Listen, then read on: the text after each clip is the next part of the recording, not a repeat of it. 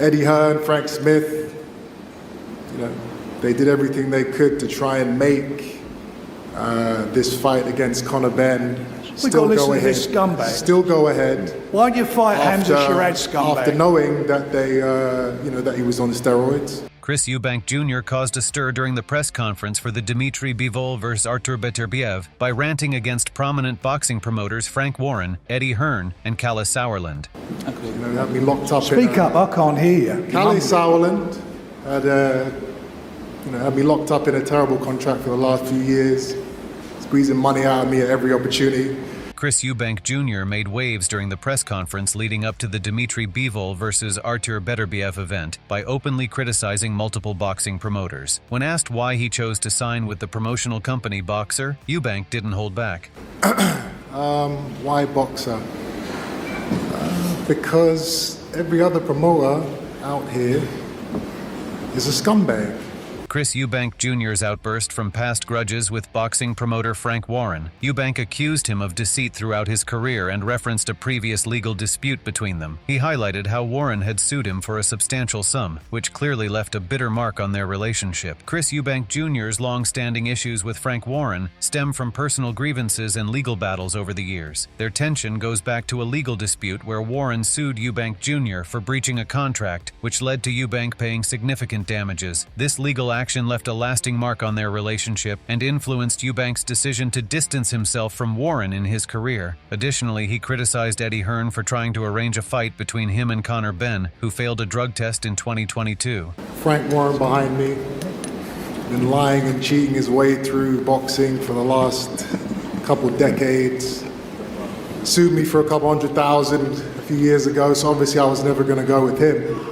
Frank Warren responded to Chris Eubank Jr.'s accusations by explaining the legal history between them. Warren took the opportunity to explain the reason for their past legal conflict, stating that Eubank had breached a contract which led to a successful lawsuit. As a result, Eubank was ordered to pay substantial damages. They did everything they could to try and make this fight against Conor Benn still go ahead. This scumbag. Still go ahead. Why do you fight Hamza Sharad, scumbag? After knowing that they, that he was on steroids.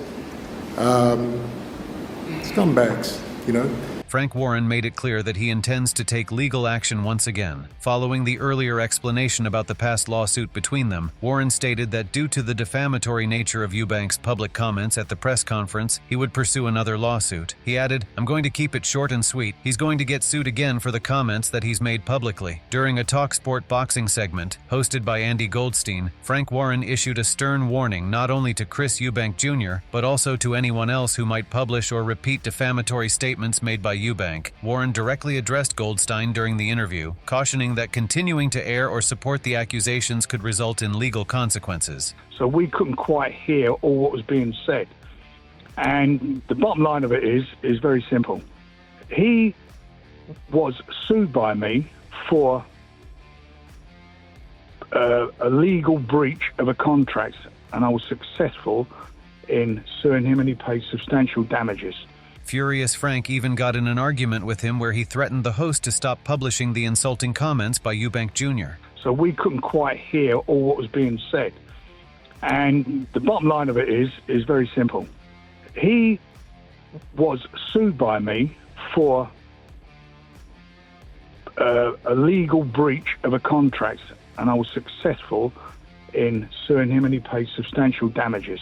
Frank Warren reaffirmed that Eubank's comments would be addressed through legal means. Warren made it clear that the situation would be handled in court, expressing his confidence in the outcome. He emphasized that any repetition of the defamatory remarks by others would result in similar consequences. Referring to the legal action he took previously against Eubank, he said, "I've given you an answer, and the answer is that will be dealt with, and it'll be dealt with legally, okay? And the outcome of it, I'm very, very, very sure what the outcome of it will be." Warren pointed out that Eubank had accused multiple individuals of the same wrongdoing during the press event. He reminded the speaker that anyone who echoed those accusations would face the same legal consequences Eubank had previously experienced when Warren sued him for breach of contract. He added, "And anybody who repeats it, as I said, they face the same consequences like he did last time. And you're talking to a guy, by the way, who has accused everybody on there of the same thing." Warren confirmed that he had previously sued Eubank successfully and hinted at suing him again for the recent remarks. He responded to Eubank's accusations, saying, "I've got no idea. I can't really see into an idiot's mind." Warren stated that Eubank had fought on multiple occasions, including on the undercard of Billy Joe Saunders, and was always paid on time. Warren's point was that Eubank's claims had no factual basis, and if Eubank couldn't prove them, it would create significant legal problems for him. Warren said, "He's fought on my shows. He's fought on Billy Joe Saunders and a couple other fighters' shows. Every show, every fight that he had, he was paid on time. He received his money, he lost against Billy Joe Saunders, and that is the bottom line of it. So he needs to back up what he says. Otherwise, he's got a big problem." Warren then continued by addressing the seriousness of Eubank's accusations, stating that if Eubank could back up his claims, Warren would face a problem, but he was confident that wasn't the case. He warned that Eubank would soon be hearing from him and questioned Eubank's integrity, referring to him as a fraud throughout his career. He added, "If he can back it up, then I've got a problem, but I know I haven't got a problem. He'll be hearing from me. Don't worry about it. He knows. Sometimes he doesn't know because he is what he is, isn't he? He's been a fraud as a fighter all the way through." Frank Warren, during his interview, criticized Chris Eubank Jr. for his choice of opponent and claimed that Eubank was avoiding two fighters Warren promotes, Denzel Bentley and Hamza Shiraz. Warren suggested that if Eubank truly wanted to hurt him as a promoter, he would have chosen to fight one of those two opponents, whom Warren believes would easily defeat Eubank. You know, for me, he's fighting somebody on the card. He's fighting because he doesn't want to fight two guys that I've got, that I'm involved with, and those two fighters in Denzel Bentley and in Hamza Shiraz, who I believe would have to beat him all day long. If he really feels he wants to hurt a promoter or hurt me, then he'd fight one of those fighters. But he has not got the balls to do it, and in the meantime, he said what he said, and I will deal with it. Frank Warren discussed the potential fight between Chris Eubank Jr. and Hamza Shiraz, explaining that the deal fell through due to Eubank's high financial demands. Warren claimed that Eubank priced himself out of the fight by asking for an exorbitant fee of $5 million for a non-title fight. Warren said, "If he won't fight him, that's why." Well, you price yourself out. He asked for $5 million to fight him for a non-title fight. Not only has Frank Warren been advocating for a potential fight between Chris Eubank Jr. and Hamza Shiraz, but Shiraz himself has repeatedly called out Eubank. He stated that he had already made efforts to secure the fight, but Eubank declined the offer. Shiraz hinted that he had left the matter in the hands of Turki Alalshik and Spencer and his team to handle negotiations, while making it clear he was ready and willing to take on Eubank. Shiraz said, "Let's have it, man. There's only a certain amount of times I can call this guy out, do you know what I mean? So, I'll just leave it to His Excellency Turki. I mean, I already done that, and he said no to the fight, so I'll leave it down to Spencer and the team." It shows Shiraz's determination to make the fight happen, as well as his disappointment with Eubank's reluctance to engage, despite multiple challenges being issued. Hamza Shiraz, after his victory over Tyler Denny, emphasized his commitment to pursuing a fight with Chris Eubank Jr. Shiraz added that after his strong performance, public demand for the fight had likely increased, and he felt that Eubank would face even more pressure to accept the challenge. He added, "I keep chasing him, but how long can I chase him? I mean, that fight after a good performance like that, I think the public would be calling for it a lot more than they did before." While on the other hand, Eubank did what Frank Warren had called him off for at the press conference. He again denied the possibility of Hamza Shiraz's matchup while talking to Spencer Oliver. Chris Eubank Jr. explained that Shiraz isn't a big enough name for him at this point in his career. Eubank emphasized that after his upcoming fight on October 12th, he and his team are focused on pursuing more recognized opponents with titles or established reputations. According to Eubank, Shiraz lacks the necessary credentials or accomplishments to make the fight appealing. Right now, absolutely not. He's not a name. You know, after October 12th, we want the names. We want the names. We want the titles. He has neither of those. He has no stripes. He has no. He's not proven. What he does have, which in a sense is actually maybe just as important as all the things I mentioned, he has the backing of His Excellency Turki Al-Sheikh. So that is the only reason why he is I'm even taking the time to speak about him.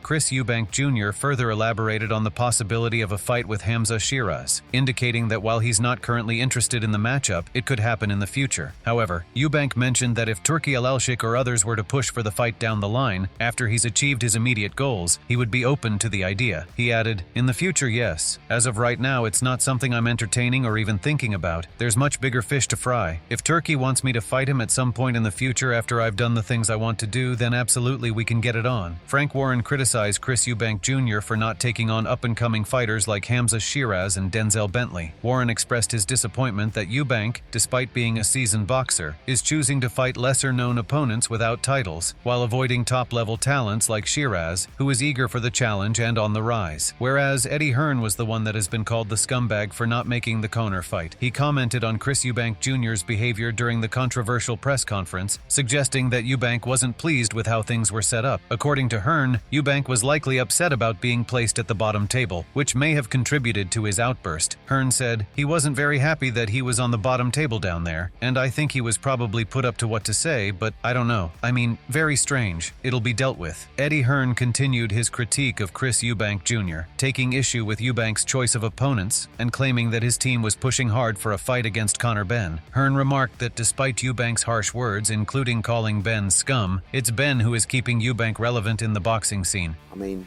really, like, he's fighting Caramel Zerameta. Like, his team are phoning me up, begging me to make the Conor Benn fight.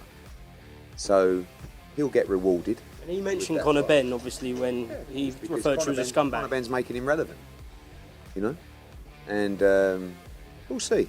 We look forward to that fight, but first, I'm sure that'll be dealt with and then we'll go from there. Eddie Hearn emphasized that His Excellency Turki Al-Sheikh, who has been instrumental in organizing big events, is focused on making the largest possible fights in British boxing. Hearn stated that the most significant fight available at the moment is between Chris Eubank Jr. and Conor Benn. Hearn highlighted the importance of that fight, as it will determine the possibility of the bigger bout being arranged. Hearn said, "I mean, look, His Excellency wants to make the biggest fights in boxing, and that is the biggest fight in British boxing right now that's available to be made." In the second part of his statement, Hearn revealed that Eubank's team has been actively reaching out to him, eager to make the fight with Conor Benn a reality. He suggested that after the Zerameta fight, discussions would continue to determine the next steps for the potential Eubank versus Benn bout. Hearn added, "Chris Eubank has got the very tough task of Kamil Zerameta, and if he can come through him, then, you know, obviously his team are reaching out to me all the time to make that fight. So we'd love to do it, but obviously we'll see what happens here and then go from there." Conor Benn commented on Chris Eubank Jr.'s decision to turn down a fight with Hamza Shiraz in favor of facing him, pointing out that Eubank is choosing to fight for double the money. Benn added that he understood Eubank's decision, implying that the prospect of earning more money and fighting a smaller opponent like Benn made sense for Eubank. However, Benn confidently stated that once they step into the ring, things will change quickly when he lands his first punch. Oh, he's getting doubled to fight a welterweight. Do you know what I mean? He ain't an idiot, and plus Hamza Shiraz sparks him out. What would you do? You tell me he ain't an idiot. Do you know, as much as he's a lot of things, he ain't an idiot. You know, get double the amount to fight me, a welterweight. You know, I think he fancies his chances. So, you know, listen, it's easy money to him. So when I go in there and you know, punch his face in, you know, when I land that first punch, he'll know what's what. Despite the controversy, Eubank remains focused on his upcoming fight against Kamil Zerameta for the IBO middleweight title. Meanwhile, Eddie Hearn has been working on Conor Benn's return to the ring, with plans for a potential grudge match between Benn and Eubank in early 2025. Hearn believes the fight, likely to be held in the UK or Riyadh, will be one of the biggest events in British boxing. Hearn explained, "We have big plans for Conor. The Eubank Jr. fight is the biggest fight in British boxing outside of Anthony Joshua versus Tyson Fury. I believe you'll see it." He confirmed that Benn will wait until February or March for the fight as he clears up legal matters regarding his suspension for failing drug tests in 2022. The upcoming Eubank versus Benn rematch promises to be a huge draw, with venues like Wembley or Tottenham Hotspur Stadium in the UK, or even Riyadh, being considered for the event. The boxing world eagerly awaits this showdown, especially after the explosive press conference drama. While everyone is backlashing and threatening Eubank for speaking out at such a big event and against such an influencing promoter, Johnny Nelson praised Chris Eubank Jr. for speaking his mind during the controversial press conference. Nelson acknowledged that while many fighters may share Eubank's sentiments, they often refrain from expressing such thoughts due to fear of legal repercussions. Chris says something that maybe a lot of fighters would love to have the bottle to do and say, but they would never do it because they don't want to get sued. So I look at Chris and I think, you know what, good on you. You've said what you feel. You said what you think. So good on you. And he didn't give it. Whereas most fighters are kind of under the cost saying, I better not say that, I better not say this. I looked at him, I thought, excuse my French, what a set of bollocks on him. Johnny Nelson continued praising Chris Eubank Jr., acknowledging that while some may not agree with what Eubank said during the press conference, Eubank still had the courage to speak his mind. Nelson admired Eubank's confidence in standing by his words, seeing it as a testament to his unique character. He said, "Regardless of whether you like what he said or not, so what? Chris did it because you know what, I'm going to say my piece, and he's different. He's different gravy. But I just smiled. I thought, oh." Nelson expressed that many fighters, both past and present, likely wanted to do the same thing as Eubank, but never had the courage to do so. He emphasized that Eubank was one of the few fighters who had the nerve to speak out in such a way. Nelson viewed this moment as a mic drop moment, something that left everyone in the room stunned. He added, "I'm quite sure there's been many fighters, past, present, maybe future, that want to be able to do that, and Chris is the one that I know personally who's had the bottle to do it. So it was a proper mic drop, like, oh." Ade Oladipo weighed in on Chris Eubank Jr.'s approach to the boxing industry, highlighting Eubank's independence and unwillingness to conform to others' expectations. Oladipo noted that Eubank's unique mindset often leads him to switch between promoters and broadcasters because he refuses to compromise his perspective. Oladipo said, "Chris does what Chris does. Like nobody can control Chris Eubank. Nobody, honestly, nobody. Hence why he's moved around different promoters, different broadcasters, because if you don't see things the way Chris sees things, then he's going." Ade Oladipo expressed his appreciation for Chris Eubank Jr.'s unfiltered attitude, highlighting how refreshing it is to see someone speak their mind freely without worrying about the consequences. According to Oladipo, Eubank's boldness and disregard for what others think allow him to stand out as a unique figure in boxing. He added, "I find it quite refreshing that someone can just speak their mind whenever they want and doesn't give a." Ade Oladipo addressed the issue of contractual problems in boxing, highlighting how common it is for fighters to face challenges with managers and promoters. Oladipo suggested that while the larger cases become public knowledge, many mid-level fighters struggle in silence due to a lack of platform or visibility, making it even more difficult for them to speak out. But I will say this about the contract thing. Like, boxing is littered with fighters having problems with managers and promoters. Littered. Like, there's ones that, obviously we know only the ones that are the elite fighters, right? And when they come out, I mean, look at the situation with Canelo and Oscar. Look at that, for example. So we only know the real big ones, but can you imagine the ones, sort of the mid-level ones? Imagine that, where fighters don't speak out, or if they do, they don't have the platform to speak out, so no one knows about it. Like, it must be horrendous. Fighters have to be so careful. Honestly, have to be so careful, and it must be difficult. You're a fighter. Frank Smith, reacting to Chris Eubank Jr.'s comments, chose not to engage in a back-and-forth exchange. He explained that, on a personal level, he would prefer to handle the situation directly with Eubank and had plans to speak with him in Riyadh. Smith acknowledged that while Eubank is his own man, there were likely others involved in shaping the narrative that led to the outburst. I'm not going to go tit for tat and, probably one on a personal level I deal with personally and have spoken to him personally. No, I haven't spoken to him. I will speak to him, I'm sure, in Riyadh. He says things he's probably pushed as well. Like, he's his own man, but there's a lot of people in that group of people that will be part of this narrative. And Smith downplayed the seriousness of Eubank's comments, likening the situation to a reality TV show. He made it clear that he wouldn't give the matter too much attention or energy, signaling his desire to move past it without escalating the conflict. It's what it is. I'm not going to read into it too much. I'm not going to go tit for tat. It's like a reality TV program, isn't it?